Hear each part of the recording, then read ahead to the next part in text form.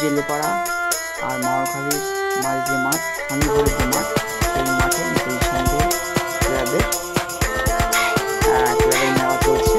একটা দিদিভাই এগুলোর দোকান বসেছে, সুন্দর দিদিভাইটা মনে হচ্ছে সংসার না ছেড়ে গিয়ে সংসারটাকে ধরে রেখে স্বামীর পাশে যে দাঁড়িয়ে আছে, স্বামীর এগুলোর দোকানে যে হেল্প করছে। থ্যাংক ইউ দিদিভাই, এইভাবে করে যান আর স্বামীর পাশে সবসময় থাকবেন, হাসি খুশি থাকবেন, এটাই আমার কর্তব্য। আর এইভাবে থেকে এগুলোর স্বামীর পাশে থেকে এগুলোদের দোকান চালিয়ে সংসার চালাচ্ছেন, হ্যাপস টু ইউ। আর এটা বলা, যেমন একটা কথা মনে পড়ে চাঁদপাড়ার রানীদি, উনিও স্বামীর পাশে দাঁড়িয়ে একটা খাবারের দোকান চালান, ঠিক আপনিও তাই। ঠিক একে বলে অনন্যা, সেরা অনন্যা বশীভূত করবো আজকে আমরা, চলছে অনন্যা।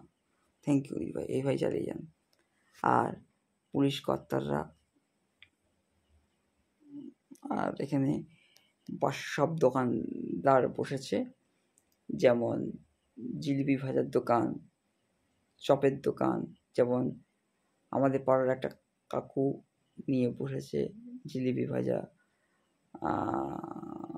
জিলিপি ভাজছে।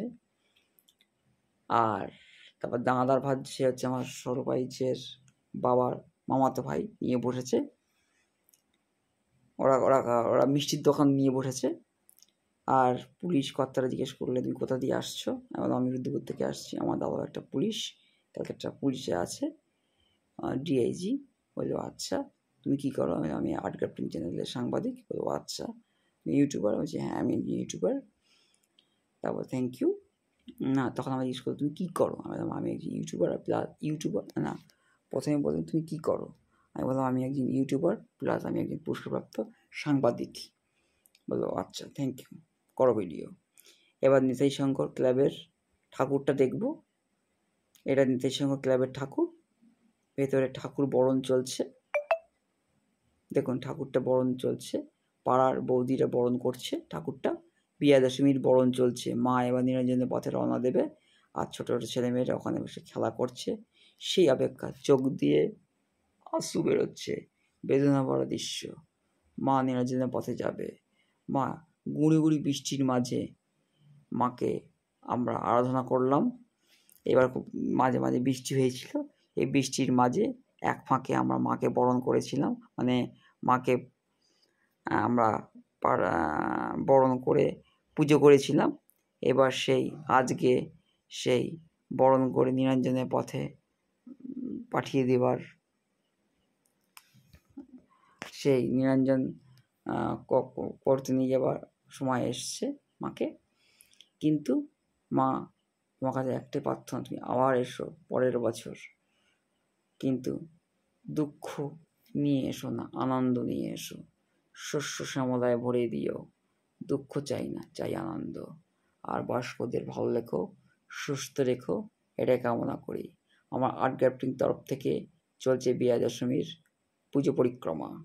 এরা নেতাজি সংঘের, এরা মাওয়াখালী আর জেলেপাড়ার মাঝে শনিভরের মাঠে, নিজের সঙ্গ শনিভরের মাঠে, শনিভর স্কুলের মাঠে, শনিভর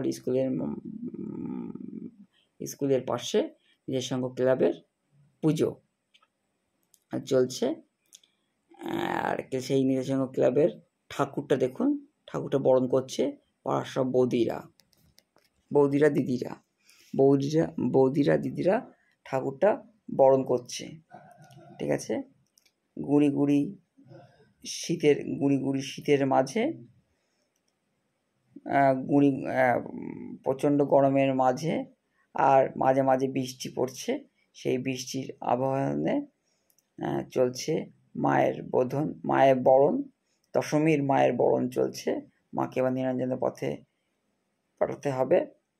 মাকে পাঠানোর আগে মার কাছে একটাই প্রার্থনা, মা পরের বছর আবার এসো, যেন শস্য শ্যামলায় ভরিয়ে দিও, মানুষকে দুঃখ দিও না, দুঃখটা বেশি আসছে, দুঃখ দিও না, দিও আনন্দ।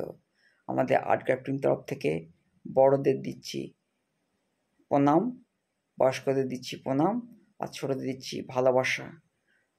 ঠিক আছে।